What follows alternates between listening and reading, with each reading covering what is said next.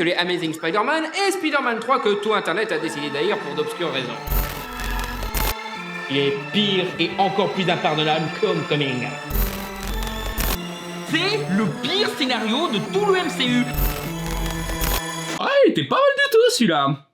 Oh, c'est vraiment l'heure de l'apocalypse. Ouais, désolé de choquer mes haters qui sont persuadés que je déteste la trilogie Home de Spider-Man juste parce que je suis de mauvaise foi et que j'aime que les films de Sam Raimi, alors que bah non, j'aime bien Amazing Spider-Man 2, j'aime beaucoup les Spider-Verse, ça se voit juste un petit peu avec ces trois-là et ce t-shirt-là, hein. Le jeu Insomniac, les bandes dessinées, Ultimate Spider-Man, pas le dessin animé, hein, le dessin animé est pas incroyable, mais le jeu vidéo et la bande dessinée, oui, bah il y a des défauts dans la bande dessinée, mais j'aime bien, voilà. Non, vraiment, si je critiquais la trilogie Home de Spider-Man, c'est parce que il y avait vraiment ce manque de vision. Heureusement, maintenant, nous avons un film Spider-Man qui a une vision et il corrige la quasi-totalité des défauts des précédents films. Donc forcément, quand tu fais ça, bah là, j'aime le film. Mais avant qu'on parle du sujet de cette vidéo, sponsor. Bonjour, je suis Spider-Man, et combattre le crime, ça me prend beaucoup de temps. Donc pour décompresser, je prends mon téléphone et je me trouve un divertissement, comme envoyer mes avocats de chez Disney sur tous ceux qui utilisent mon image pour vendre une appli téléphonique. Attends, quoi? Mais c'était pas dans le script, ça? Oh, fric! Freecash est une application qui vous permet de gagner de l'argent en jouant à des jeux mobiles. Oui, vraiment. Vous aussi, vous culpabilisez de passer trop de temps sur des jeux mobiles pour passer le temps? Eh bien, ce passe-temps peut vous rapporter des sous maintenant. Peut-être pas d'énormes sommes, n'espérez pas devenir riche et démissionner avec ça, mais une bonne petite rentrée d'argent pour le plaisir, ça oui. Parce que les jeux mobiles de ce genre payent pour votre engagement. Et Freecash vous permet de toucher une partie de cet argent. Et non seulement ça marche, mais en plus vous pouvez choisir comment recevoir cet argent. PayPal, virement carte bancaire ou même carte Amazon si vous voulez. Ah, ça veut pas. Mademoiselle Walters, vous pouvez? Oh non, pas! Dès ma première inscription, Freecash m'a proposé de me faire de l'argent sur des jeux mobiles comme Monopoly Go ou énième jeu de fusion d'objets. Et ça marche, tu vois bien l'argent entrer, t'as des objectifs pour avoir plus de crédits, et tu peux le faire sur plein d'autres jeux de leur catalogue. En plus, pour toute nouvelle inscription, ils vous offrent 10 € que vous pourrez récupérer après avoir accumulé 25 €. Et encore mieux, vous avez même pas besoin de dépenser le moindre argent, contrairement à beaucoup de jeux sur mobile. Je crois qu'il est dans le placard, là. Non, j'y suis pas! Imbécile. Et si vous avez des doutes, ce qui est compréhensible, n'hésitez pas à vous renseigner sur l'appli. Vous verrez qu'elle est bien notée avec beaucoup d'utilisateurs satisfaits et la sécurité de vos données garantie. Allez dans le lien dans la description pour tester par vous-même et enfin rentabiliser tout votre temps perdu sur des jeux sur téléphone. Et profitez de votre bonus de 10 € pour toute nouvelle inscription. Merci à Freecash pour le sponsor et bonne vidéo à tous.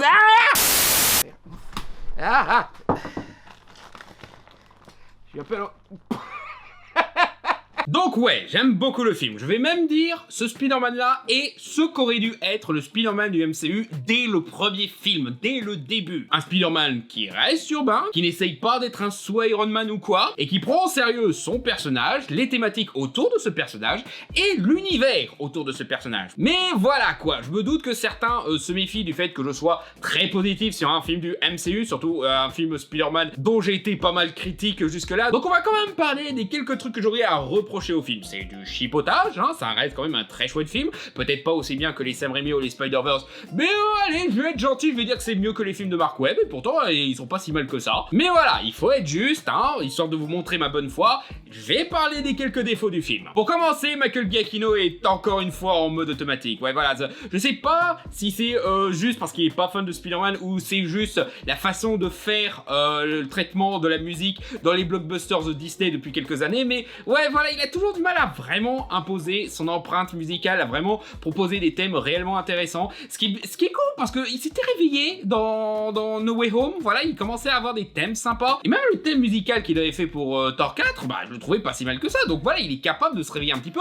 Mais voilà, peut-être que voilà, il y a quelques remixes du thème pris hors du film qui peuvent être sympathiques à entendre, voilà, avec une ambiance un peu plus SF et tout, voilà, avec des sonorités un peu plus synthé. Mais sinon, voilà, il se réinvente pas des masses et il reste vraiment en arrière-plan par rapport au reste du film, c'est dommage. Les effets spéciaux ont énormément de limites, mais voilà, ça pareil, je vais pas trop insister là-dessus parce que contrairement à pas mal de gens qui vraiment s'arrêtent à la qualité des effets spéciaux qui sont moins bien que ce qu'on faisait à l'époque de Pirates des Caraïbes 2 et tout, mais les gars, on a fait combien d'articles qui parlent du mauvais traitement des équipes des effets spéciaux et des studios d'effets spéciaux par Hollywood et surtout Disney. Faut commencer à accepter que oui, voilà, les effets spéciaux vont être un peu plus moches que dans les années 2000 parce qu'à cause de l'inflation et de comment les Disney a abusé, bah forcément, faut se calmer un petit peu, quoi. Moi, je suis prêt à accepter que les effets spéciaux soient limités. En fait, c'est peut-être un truc là où le réalisateur a été intelligent, c'est qu'il était un petit peu dans le style Matthew Vaughn, genre, ok, les effets spéciaux sont pas incroyables, mais je vais au moins essayer de créer des images qui ont la classe. Aussi, on n'a pas assez de certains personnages qui auraient été pas mal de développer un petit peu, comme par exemple Bruce Banner,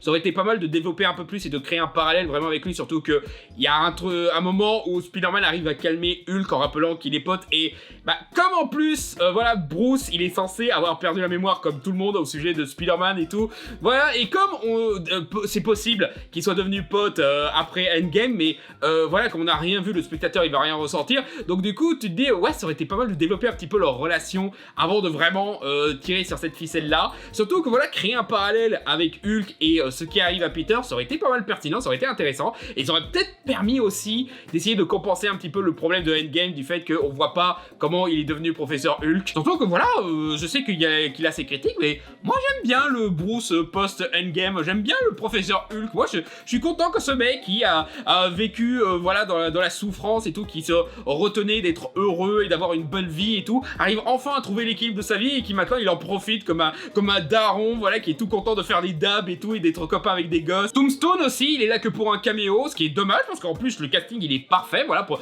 prendre un acteur albinos pour jouer un personnage albinos, ah bah oui, moi je suis pour, mais voilà, il est là que pour un petit caméo, voilà, pour les fans du comics, et c'est bien dommage parce que voilà, un peu plus de Tombstone, surtout avec cet acteur là, ça aurait été pas plus mal. Pas assez de Scorpion non plus, alors c'est très cool de s'être souvenu qu'on avait introduit Michael Mando avec Better Call Saul, voilà, on a vu que c'était un super acteur et tout, et que ce serait bien de le mettre un peu plus en avant, donc voilà, c'est bien qu'il se soit souvenu de lui, mais voilà, peut-être qu'il aurait fallu un peu plus, histoire de développer un peu leur relation avec Spider-Man, voilà, peut-être pas en faire un ennemi intime, voilà, parce qu'il a déjà des méchants intéressants à affronter dans ce film-là, mais voilà, essayer de faire un petit peu, voilà, une relation où il est un petit peu ami, malgré le fait qu'ils arrêtent pas de s'affronter, et que du coup, si Scorpion a vraiment des soucis, il sait qu'il peut se compter sur Spider-Man, ça aurait été une dynamique un petit peu intéressante, voilà, une dynamique qu'il a avec pas mal de ses méchants et tout, mais voilà quoi, bah, malheureusement on n'a pas beaucoup avec lui, c'est dommage, surtout que les quelques moments où il est là, il est très bon, voilà, il y a un petit moment où il a juste à faire un regard de méfiance sur un garde qui se fait posséder par l'antagoniste de ce film, rien que là c'est genre, ouais voilà, il est à fond dans le jeu, il veut vraiment faire le truc, voilà. Il fait même des blagues sur les scorpions quoi, donc voilà quoi. L'antagoniste de ce film se fait révéler sa backstory qu'à la toute fin du film, et honnêtement ça passait, mais je peux comprendre que certains diraient que c'est un petit peu trop tard pour qu'on en ait quelque chose à foutre, surtout après tout ce qu'elle fait. Ah, voilà, ça peut être justement un twist intéressant, justement, de montrer que cette personne qui a fait ces choses horribles, c'est pas une mauvaise personne en réalité, c'est juste quelqu'un qui a eu une vie horrible, voilà, ce qui est un truc classique dans les personnages qui affrontent Spider-Man dans ses aventures.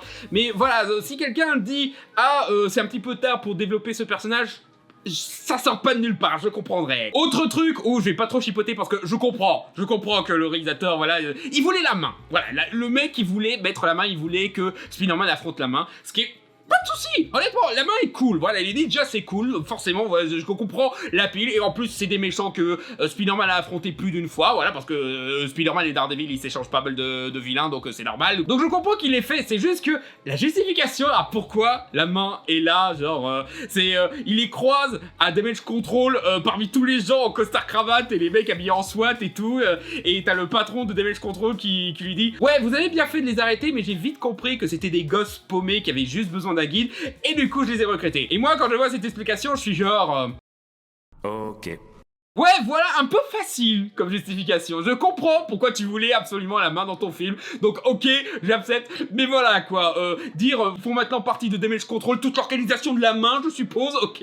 Et aussi, ils se baladent toujours en costume de ninja alors qu'ils sont parmi des costards cravates et tout. Bon d'accord, je dis ça, alors qu'il y a Spider-Man qui va dans le bureau du patron de Damage Control, mais en bout d'un moment quoi, c'est des employés, c'est pas la même chose.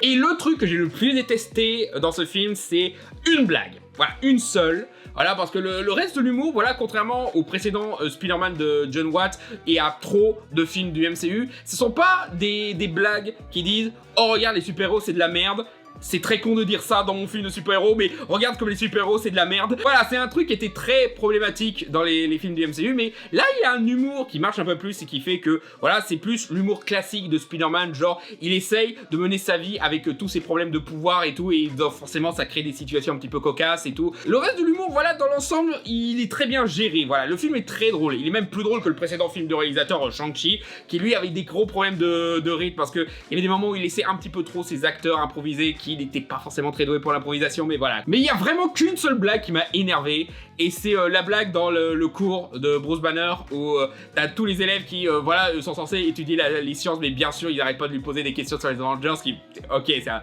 c'est un petit peu amusant, mais il y en a une qui pose la question, ouais, si Thanos avait le pouvoir ultime au point qu'il pouvait réduire la population de moitié parce qu'il n'y avait pas assez de ressources dans le monde, pourquoi il n'a pas doublé les ressources et tout? Et moi je suis genre... Thanos voulait pas sauver l'univers, c'est un psychopathe qui voulait juste montrer que son plan marchait. J'avais pas expliqué ça dans un Fermella aussi, j'ai pas parlé de ça de mon Fermella sur les 6 faux problèmes du MCU ou quelque chose comme ça là. Je veux dire, on parle d'un mec qui, quand il a vu que son plan marchait pas, il s'est dit bon ok, bah je vais détruire tout l'univers et en créer un nouveau où là par contre tout le monde va m'admirer parce que oui voilà, il s'en fout de sauver l'univers, voilà. Et au lieu d'expliquer ça, Bruce Banner, bah il se contente d'esquiver la question en demandant à un autre de ses élèves de l'imiter et voilà, pourquoi tu réponds à ça comme si on te demandait c'est quoi ce plot hole dans le scénario que t'as écrit. Voilà, cette blague, elle est un petit peu trop méta, elle est vraiment écrite comme oui voilà, on est les scénaristes de Marvel et on en a marre d'entendre ces fans qui posent ces questions, alors que les gars, là, vous pouvez facilement trouver une explication qui est logique avec l'histoire quoi. Je viens de le faire quoi. La crotte de nez, c'était pas la peine quoi. D'accord que vous aimez pas qu'on vous pose ce genre de questions, je peux comprendre, mais là vous auriez pu être constructif un petit peu ou juste pas le faire. Mais voilà, c'est tout ce que j'ai à reprocher en termes de défauts. Vous remarquerez que j'aurais pas eu assez de matière pour faire un Fermella entier sur les défauts du film. C'est justement pour ça que j'en fais un vlog, parce que là pour le coup le reste du film tient très bien.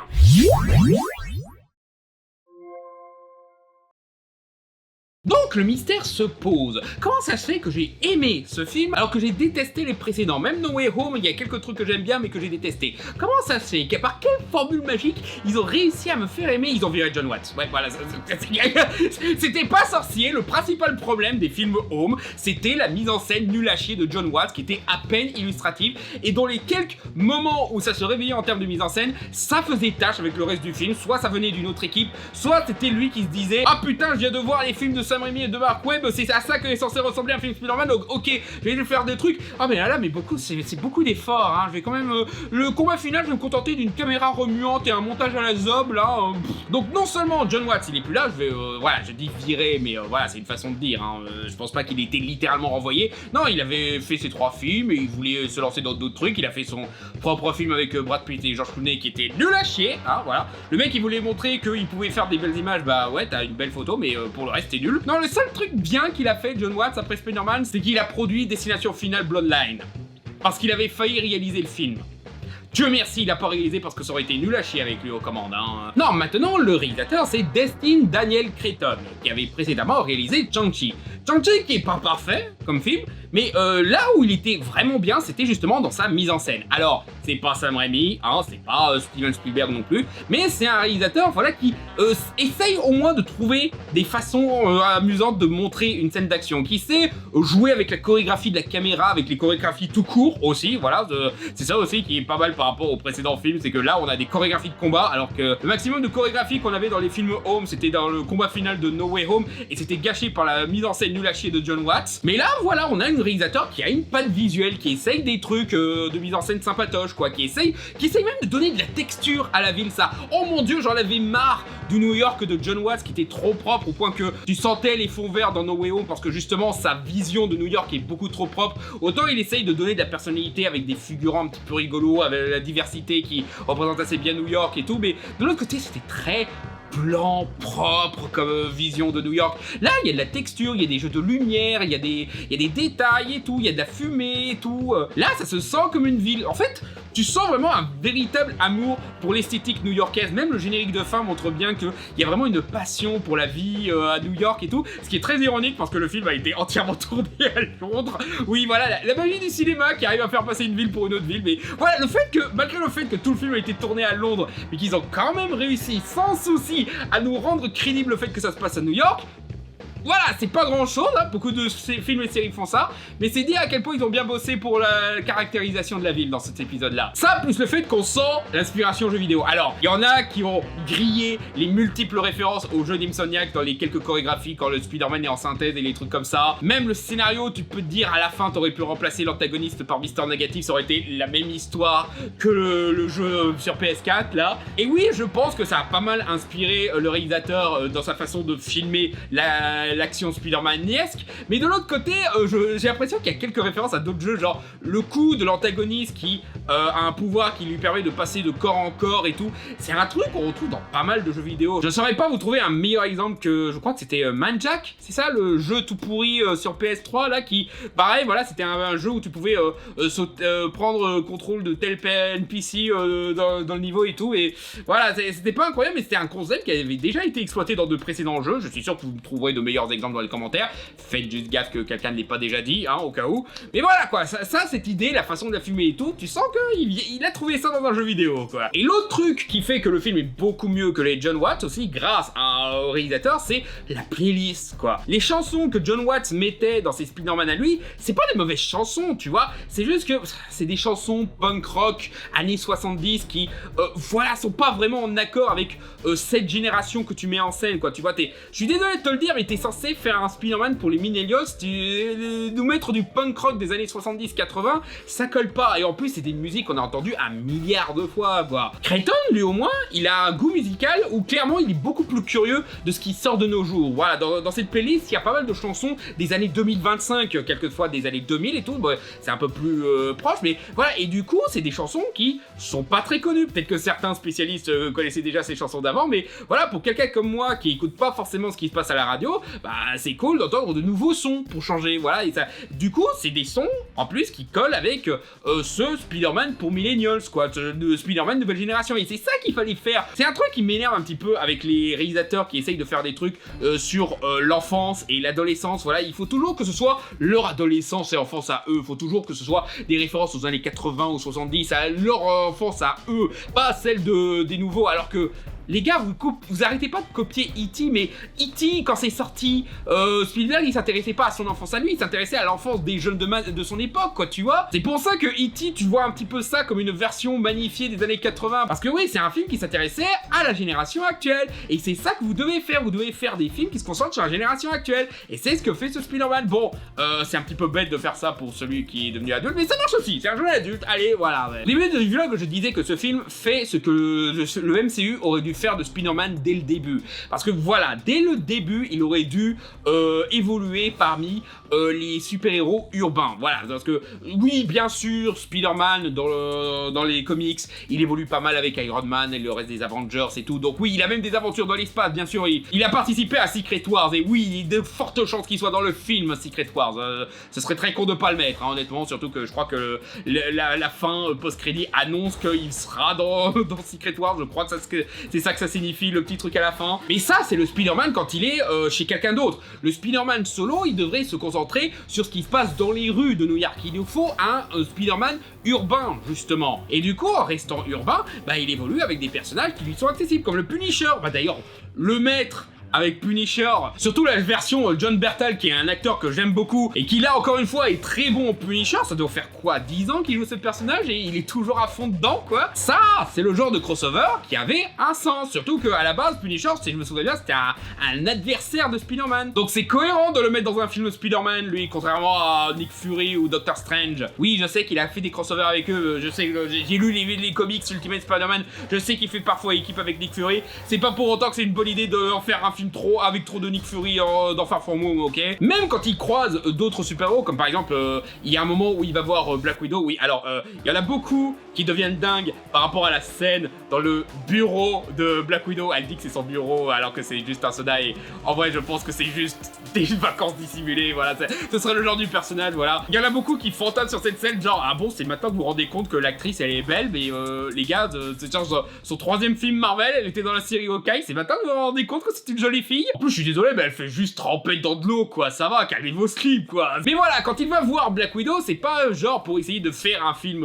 Avengers à un plus petite échelle. Non, là, Black Widow, elle a plutôt le poste d'informatrice, tu vois. Elle lui donne des informations et tout, parce que, voilà, elle a des infos du côté des Avengers et elle peut le donner à Spider-Man. Mais voilà, elle reste dans les gros potatoes, tandis que lui, il reste dans les petits potatoes. Phrase un petit peu amusante, c'est juste que moi, je me souviens encore de la fois où ils ont essayé d'utiliser cette phrase premier degré dans A Working Man. Ça marchait pas du tout, et justement, là, maintenant que c'est dans un contexte un peu plus comique, ça marche, voilà. Même Bruce Banner, comme je disais, on aurait pu se permettre de faire plus avec Bruce Banner, surtout que il y a pas mal d'histoires où Spider-Man, il a un problème scientifique, donc du coup, il va voir d'autres super-héros scientifiques. Généralement, c'est les 4 Fantastiques, mais là, on est dans une situation où les 4 Fantastiques, voilà, ils sont pas dans cet univers-là, ils sont dans un autre univers rétro-futuriste, parce qu'on n'avait pas les 4 Fantastiques pendant quelques années, donc du coup, on n'a pas pu les intégrer, et aussi, on savait pas comment les intégrer, voilà, disons-le, on a pas mal galéré, on a tellement galéré qu'on a failli mettre John Watts à la tête d'un des films, tant mieux qu'on l'ait évité. Mais bon, voilà, vu qu'on n'a pas les 4 Fantastiques, et qu'on peut pas caser le lézard parce qu'on l'a déjà associé à celui de Amazing Spider-Man à cause de No Way Home, voilà.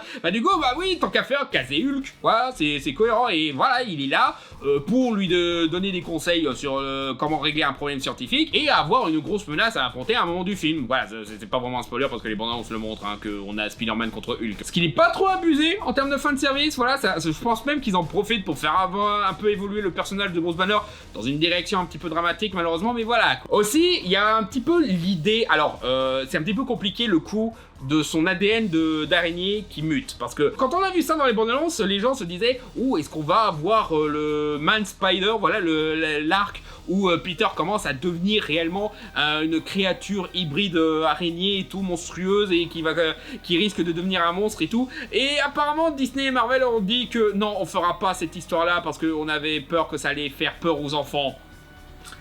J'ai découvert cet arc dans un dessin animé pour enfants dans les années 90. Cette histoire est censée faire peur. On est censé avoir peur pour Peter dans cette histoire-là. Donc c'est très con d'avoir pris cette décision-là, les gars. Mais après, Cretton et ses scénaristes, là, pour le coup, ils ont été intelligents. Ok, on peut pas le faire muter complètement, mais on va quand même essayer d'utiliser ça pour raconter quelque chose sur Peter. Et c'est un petit peu marrant parce que c'est un petit peu un Spider-Man 2 inversé. Voilà, c'est l'ADN de Peter qui commence à déconner au niveau des pouvoirs parce que Peter a une petite crise existentielle. Sauf que dans Spider-Man 2, c'est genre, il a envie d'avoir une vie normale, donc du coup ses pouvoirs commencent à partir.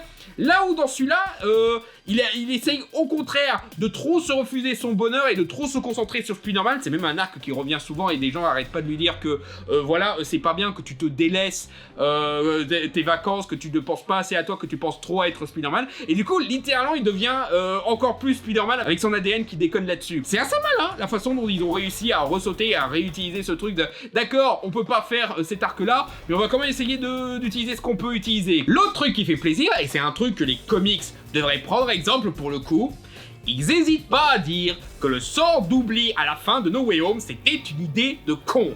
Et ça, j'avais dit dans ma vidéo que ouais, voilà, que Peter, là, pour le coup, il sacrifiait beaucoup trop. Il n'avait pas besoin de effacer toute trace de son existence pour sauver la situation, quoi. C'était un suicide social, quoi, tu vois. Et là, le film, il montre que, oui, Peter, t'as eu tort de faire ça, quoi. D'accord, tu veux protéger tes amis, mais de l'autre côté, voilà, tu demandes pas le consentement de tes amis pour leur nettoyer leur cerveau, quoi, tu vois. Et là, ça part dans une direction où Peter commence à se permettre de reprendre contact avec Ned et MJ, et bah ça fait plaisir à voir, tu vois. On aimerait bien que les comics ils fassent pareil par rapport à l'arc One More Day, là où je crois que le sort qui a effacé le mariage de Peter et MJ est toujours en cours, quoi. Il y a eu tout un arc avec un personnage qui était devenu le nouveau petit ami de MJ, et je crois qu'il y a toute la fandom qui détestait ce personnage, donc apparemment c'est toujours un problème cette histoire-là, mais ok. Donc ouais, Marvel, prenez la leçon, voilà, les gens n'aiment pas cette histoire-là, ils veulent que ça se règle au mieux, voilà.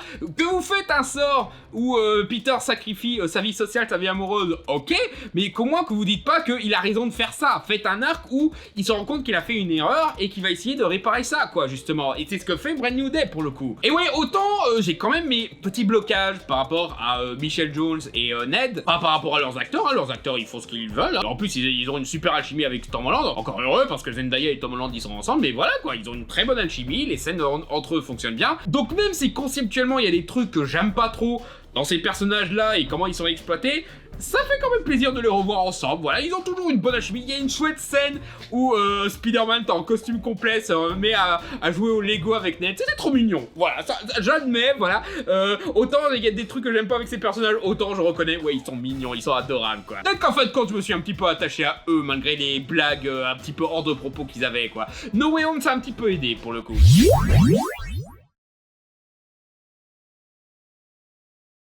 Mais aussi, l'autre truc que j'aime beaucoup avec ce film-là, c'est que son scénario, c'est un petit peu Batman Hush. Voilà, il a fait Spider-Man Hush, le mec. Ce qui est pas bête du tout. Voilà, tu exploites le fait que on est dans un univers avec des méchants déjà préétablis et tu enquêtes sur cette nouvelle menace qui saute un petit peu d'antagoniste de Spider-Man à un autre, quoi, tu vois. Il utilise Scorpion, il utilise Hulk, il utilise la main, voilà. Donc du coup, c'est qui ce personnage qui est derrière tout ça et quel est son plan, etc.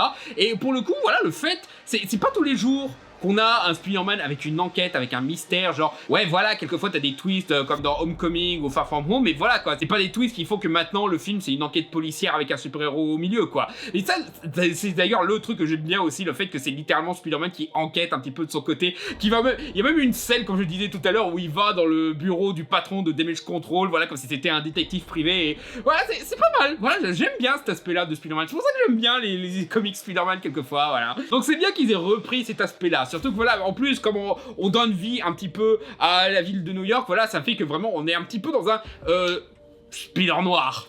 Oui, c'est un petit peu marrant de dire ça alors qu'il y a littéralement la série Spider Noir qui est arrivée sur Amazon Prime, qui est excellente aussi d'ailleurs. Là, cette année, on mange bien en termes de Spider-Man. Autant le dernier Spider-Verse, on va devoir attendre un petit peu, je crois qu'il est prévu pour 2027, mais on a déjà pas mal de trucs bien à manger en termes de Spider-Man là. Bon!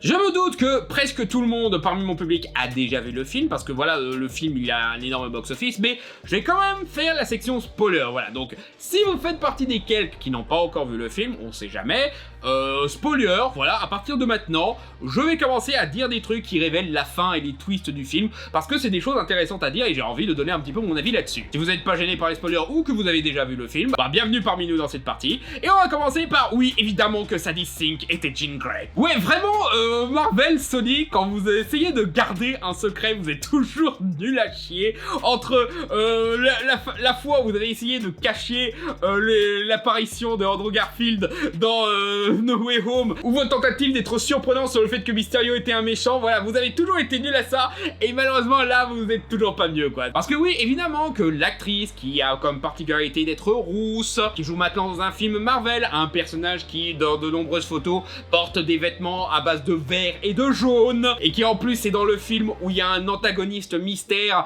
qui a le pouvoir de sauter d'esprit en esprit. Évidemment que c'était Jean Grey, quoi. Une version différente de Jean Grey, voilà, c'est une jeune Jean Grey qui n'a pas encore été retrouvée par les X-Men ou Charles Xavier, et qui en plus a une histoire de sœur qui s'est fait kidnapper par Damage Control, qui, oui, alors, autant, tu vois, les gens ont gaulé que l'antagoniste de ce film-là serait Jean Grey, mais moi je me disais, ça peut pas être que Jean Grey. Parce que Jean Grey elle est censée devenir une X-Men plus tard. Donc on va pas en faire la méchante finale de cet épisode. Non, voilà, ça va être un antagoniste à la limite, mais on va découvrir qu'il y a autre chose derrière. Moi je m'attendais à ce qu'elle soit contrôlée par un autre méchant, mais révéler qu'en fait elle combattait le vrai méchant de ce film, à savoir Damage Control. Et ça aussi d'ailleurs, ça c'est un truc que j'ai beaucoup aimé, c'est cette putain d'organisation de Damage Control, voilà, qui a fait que de la merde dans tous les films et séries Marvel que j'ai vus.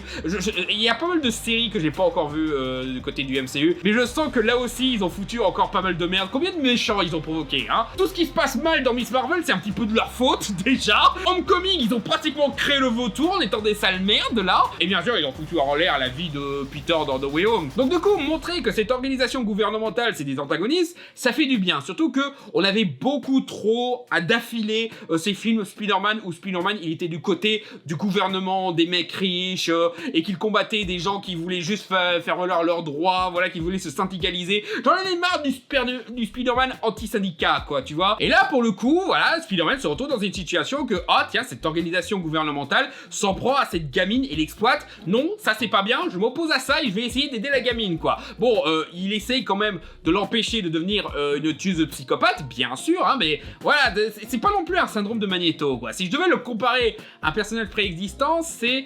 le problème, c'est que je spoilerais Paranormal, mais voilà, si vous avez vu Paranormal, vous savez à quoi je compare. l'histoire. Le climax, c'est presque la même chose que Paranormal pour dire. Mais ouais, du coup, j'aime bien comment ils ont traité ce personnage de cette version de Jean Grey qui est très différente. Et puis aussi, ça fait du bien de voir enfin un de ces films qui rappelle que ouais, le pouvoir de Jean Grey, il est un petit peu effrayant sur les bords. Elle contrôle les esprits, mais c'est fucked up, quoi, tu vois. Surtout qu'on montre à quel point ce pouvoir a le potentiel d'être super fucked up, quoi. Il a des super idées de la façon de filmer et tout, le fait que littéralement elle saute de corps en corps, voilà, c'est très amusant, quoi. Encore une fois, c'est la référence de vidéo, mais aussi, voilà, la mise en scène arrive bien à illustrer ça, arrive à toujours rendre ça lisible, et c'est toujours un petit peu amusant les idées qu'ils ont avec ça. Et voilà, elle fait des trucs pas mal fucked up, quoi. Je crois qu'elle a failli tuer un mec. Déjà, il y a pas mal de personnes qu'elle pousse au suicide juste pour ralentir Spider-Man, dont un qui se fait littéralement défoncer par une voiture. Apparemment, il est toujours en vie. Il y en a qui ont dit que on le voit au générique de fin, mais voilà, quoi. À ce moment-là, tu pouvais dire, ouais, ce mec-là est mort. Il y a même un moment où elle fait une double agression sexuelle. Oui, voilà, la scène où elle prend possession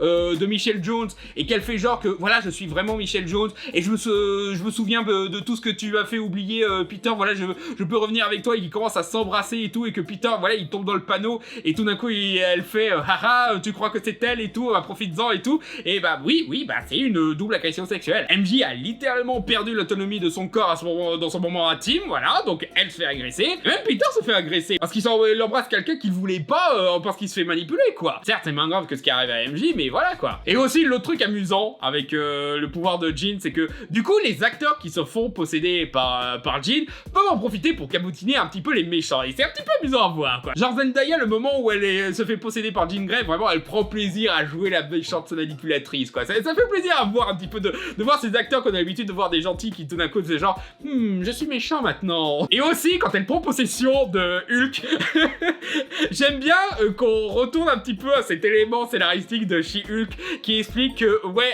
les hommes quand ils ont le Hulk ils deviennent des grosses brutes, et quand c'est les femmes qui ont le Hulk, là elles contrôlent parfaitement parce que les femmes ont été éduquées à mieux contrôler leur colère que les mecs. J'aime bien que cet élément scénaristique existe toujours malgré la popularité de She-Hulk. Des larmes de masque nul, merci, j'aime beaucoup. Ah aussi, j'ai pas trop parlé de ça, mais ouais, le duo Spider-Man et Punisher, ouais, vraiment, c'était vraiment une super idée. Déjà parce qu'encore une fois, c'est approprié en termes d'univers, parce que voilà, quelquefois ils s'affrontent ou ils font équipe les deux. Mais aussi là, ça fait que du coup, on a un petit côté buddy cop movie qui est assez sympatoche. C'est un petit peu l'arme fatale avec Spider-Man qui essaye d'être le mec bien et Punisher qui est juste le connard qui veut tirer sur tout le monde. Et en plus, c'est un duo où vraiment ils en profitent pour raconter quelque chose, quoi. Montrer que voilà, Peter il essaye d'avoir la même vie que Frank, alors que putain, lui il tuerait père et mère pour avoir la vie que peut avoir Peter avec des êtres chers et tout. Il y a même des moments émotionnels qui marchent bien. Ils ont une super alchimie les deux. En fait, ils ont tellement une bonne alchimie, ça m'étonne que l'acteur en ait pas profité pour pistonner un petit peu Tom Holland pour qu'il fasse une apparition dans The Bears la dernière saison là. Et aussi le final, j'aime bien le fait que Spidey règle le problème à la Spidey. Voilà, au lieu de péter la gueule à Jean Grey et d'avoir un combat trop cool, bon, on a quand même un combat trop cool parce qu'elle prend possession de la main, du coup ça fait un super climax, surtout que, voilà, encore une fois, les ninjas sont cool, forcément ils en profitent bien, surtout que, en termes de chorégraphie, on a vu ce qu'il est capable de faire avec des personnes qui font du kung-fu et tout dans Shang-Chi, donc forcément les ninjas, il allait faire un truc mortel, le mec. Mais voilà, il arrive à arrêter Jean Grey en discutant. Voilà, en montrant juste, voilà, en essayant de vraiment comprendre les problèmes de Jean et de vraiment essayer de l'aider dans ce qui lui arrive. Voilà, c'est là qu'on voit que le personnage aussi, il a pas mal pris en maturité par rapport à comment il gérait ses précédents méchants, voilà, parce que dans Homecoming, il se contentait de juste arrêter sans comprendre le vautour, je m'en fous des raisons pour lesquelles vous faites ça, je vous arrête parce que c'est pas bien ce que vous faites. Dans Far From Home, bah c'était un connard jusqu'au bout, donc ouais, aucun remords à ce qu'il meure après à cause d'une balle perdue. Dans No Way Home, il était sur le point de tuer le bouffon vert de façon un petit peu gratuite, hein, comme je le disais dans ma vidéo. Là, maintenant, il est dans une situation où, voilà, le méchant qu'il affronte, c'est pas vraiment un méchant, voilà, c'est quelqu'un qui a un problème et qui a juste besoin d'aide, et qui, finalement, tu peux avoir une connexion avec cette personne, voilà, il règle finalement le problème comme avec Doc Ock dans Spider-Man 2, et ça fait plaisir à voir, quoi. C'est ça, le Spider-Man que j'aime bien, le mec qui a de la compassion pour ses ennemis. Dans les comics, voilà, il y a que vraiment deux galeries de méchants qui sont vraiment ultra populaires, et c'est la galerie des méchants de Batman, voilà, bon, on fait des spin-offs sur eux, et la galerie de méchants de Spider-Man. Bon, eux, quand on fait des spin-offs sur eux, c'est souvent de la merde, hein, on l'a vu avec Kraven et tout, et voilà, compliqué cette histoire. Mais voilà, ce sont des galeries de méchants intéressants, parce que voilà, ils ont tous des caractéristiques cool, et surtout, ils ont des backstories vraiment intéressantes, vraiment touchantes. Et autant Batman, il a plus l'habitude de vraiment régler le problème à coup de péter la gueule, les Spider-Man, ils ont toujours été du côté un peu plus sensible, où il essaye vraiment de comprendre toujours ses adversaires et de vraiment les aider, de vraiment être leurs potes. Il y a pas mal de méchants de Spider-Man qui maintenant sont potes avec Spider-Man. Et le fait que la fin glorifie cet aspect de Spider-Man et qu'on montre à la fin, voilà, qu'il est quand même aimé par la ville de New York, voilà, que dans ce passage, un petit peu Superman Returns, où il se retrouve à l'hôpital et des gens gardent un petit peu le secret. Alors, je sais qu'il y en a beaucoup qui ont voulu chipoter sur cet aspect-là en disant comment ça se fait que personne n'ait révélé que Peter Parker est Spider-Man alors qu'il est à l'hôpital, ils ont dû lui enlever son masque et tout. Et Frank, déjà, je pense qu'il a sûrement fait en sorte de protéger ça. Mais aussi, on aurait dû avoir un autre caméo d'un personnage de la série Daredevil de Netflix. Le personnage de Rosario Dawson, qui est infirmière, je rappelle. Donc du coup, ouais, ça aurait été pas mal pour justifier ça. Mais je crois qu'ils ont coupé son montage ou que l'actrice était pas disponible ou quoi. On sait pas. Peut-être que dans le Blu-ray, cette scène sera là et que c'était juste vraiment qu'ils ont coupé. Voilà. Ce qui est un petit peu dommage parce que tu sens que cette partie-là va un petit peu trop vite, mais c'est pas grave. Et t'as quand même ce moment satisfaisant où Peter, il voit vraiment toute la ville vraiment s'inquiéter pour lui et être content de savoir qu'il est toujours en vie et tout. Même le moment où Frank porte le masque pour que Peter puisse s'enfuir en feutré et tout. Voilà, c'était pas mal comme moment. C'était très mignon. Voilà, c'est toujours cool de voir un petit peu Frank se permettre d'avoir un petit peu d'humanité comme ça, quoi. Mais ouais, voilà, j'ai enfin mon Spider-Man. Le Spider-Man des comics que j'aime bien, le Spider-Man qui est proche du peuple, qui est compatissant et qui arrive à vraiment avoir une bonne chimie avec tout le monde, quoi, avec son entourage, avec la ville de New York, avec d'autres super-héros et tout. Voilà, là, c'est le Spider-Man que je voulais voir et pas le Spider-Man qui s'écrase devant Iron Man, Nick Fury ou Doctor Strange. Quelque part, c'est logique, voilà, parce qu'on se concentrait sur l'aspect gosse de Spider-Man dans ces films-là. Mais voilà, clairement, voilà, ils sont arrivés à un stade où ils arrêtaient pas de remettre au lendemain le moment où Spider-Man allait vraiment devenir Spider-Man parce qu'ils savaient pas ce qu'ils allaient faire de Spider-Man dans les films Home. Est-ce que ça va être un nouvel Avengers? Est-ce que ça va être un nouvel Iron Man? Ou est-ce que ça va juste être une copie des précédents Spider-Man? Non, là, ça y est. Là, il a trouvé son identité et du coup, ça fait plaisir à voir. Parce que c'est vraiment ça qui me bloquait vraiment avec ces films-là, c'est que j'avais pas de vision. J'avais pas une proposition d'une vision sur Spider-Man. Et là, enfin, je l'ai. Même mieux, pour l'intégrité artistique de ce film, on peut remercier Tom Holland parce que je sais pas si c'est parce qu'il est devenu plus exigeant après avoir joué pour Christopher Nolan ou parce qu'il a toujours eu cette ambition, mais que maintenant que clairement Marvel a besoin qu'il reste à bord pour continuer à faire des films sur lui, qui s'est permis de négocier un petit peu. Ouais, voilà, du coup, j'ai l'impression qu'il essaye maintenant de s'imposer un peu plus dans les décisions artistiques, notamment. Voilà quoi, la première fois qu'on avait entendu parler de ce projet de 4e film, on avait malheureusement la mauvaise nouvelle que ça allait être un film sur le multivers et tous les fans étaient genre non on veut pas ça, non on en a marre du multivers et tout, c'est une saga qui va nulle part et tout, les films sont mieux quand ils sont en solo, qui sont de leur côté comme Guardians of the Galaxy 3, arrêtez. Et Tom Holland était totalement d'accord au point qu'il est intervenu pour dire que ouais non faut pas faire un truc de multivers, on l'a déjà fait avec No Way Home, on va pas faire revenir encore Andrew Garfield et Tobey Maguire parce que sinon ça va enlever le côté spécial de No Way Home. Non, cette fois on va faire un film urbain. Donc du coup on se pose la question, ouais voilà, vous avez fait un nouveau commencement pour ce Spider-Man là, qu'est-ce que ça va être la suite? Alors, apparemment, Tom Holland est partant pour faire un film de passage au flambeau, ce qui veut dire Miles Morales. Donc je pense pas qu'il va direct être remplacé dans le 5e film, je pense qu'ils vont plutôt faire un petit peu comme le jeu Spider-Man 2, voilà, qu'ils vont d'abord faire un film où Peter va être le mentor de Miles, et du coup, est-ce que ça veut dire qu'ils vont faire revenir Donald Glover en crawler cette fois-ci, histoire de vraiment lui donner une chance de vraiment jouer dans un vrai film de super-héros comme il voulait. D'accord, c'est pas pour jouer Miles Morales, mais voilà quoi. Bon, jouer l'oncle de Miles Morales, ça marche très bien aussi, hein, on l'a bien vu dans son petit caméo dans Across the Spider-Verse qui peut être crédible dans le rôle. Et je pense que voilà, si vraiment il y a un moment où Miles Morales va vraiment remplacer Peter, ça va être dans un 6e film plutôt. Mais déjà, ouais, la scène post-générique, comme je disais, ça annonce Secret Wars, je pense. Hein, voilà, Spider-Man, il a un rôle très important dans Secret Wars et on sait que ça va être le 6e film Avengers et jamais je suis pas emballé par les films Avengers. J'ai vu la bande-annonce et j'ai trouvé ça incroyablement claustrophobe, mal cadré, pas très intéressant et tout. Ouais, voilà, vous avez mis tous ces personnages, mais voilà, si c'est pour qu'ils soient dans des couloirs nuls et sombres, voilà, j'ai pas confiance, voilà. Même la décision de faire revenir Robert Downey Jr. en Doctor Doom, ou faire revenir Chris Evans et tout, voilà, non, je suis pas emballé pour celui-là. Par contre, je suis emballé pour la suite de Spider-Man, pour le coup. Là, on a enfin une bonne base pour se faire des films intéressants, on va voir où est-ce que ça va aller. Donc, voilà mon avis sur Spider-Man Brand New Day. Donc, quand vous en doutez, il y aura pas un fermez-la concret dessus, parce que cette fois-ci, j'ai beaucoup aimé le film. Peut-être pas au point de le mettre dans le top de l'année, mais voilà, il a fait un très bon boulot cette fois-ci. Je suis actuellement sur un fermez-la consacré consacrés à des studios de propagande d'extrême droite, commençant par un épisode consacré à Angel Studio. Pour l'instant, j'ai fini le script et je suis assez fier de ce que j'ai réussi à écrire sur ce sujet-là, voilà, donc j'espère que cette vidéo vous plaira quand elle sortira. Je sais pas si ça sortira avant août parce que c'est un gros script, mais voilà quoi. N'hésitez pas à vous abonner, à commenter, à booster ma vidéo, voilà, j'ai découvert que c'est une nouvelle fonction disponible sur téléphone, donc n'hésitez pas à booster cette vidéo, apparemment ça aide bien la chaîne. Si vous voulez me soutenir financièrement, bah j'ai un Patreon pour ça, où je me donne accès à des exclusivités, notamment à mon Discord privé, ainsi que d'autres goodies comme des badges, des posters ou des trucs comme ça. Et je fais des lives tous les mercredis et un samedi sur deux sur Twitch, où je joue à des jeux vidéo, où je fais le vidéo club virtuel, où je parle de films avec des potes. En tout cas, encore merci d'avoir regardé cette vidéo, et à la prochaine sur Fermez-la.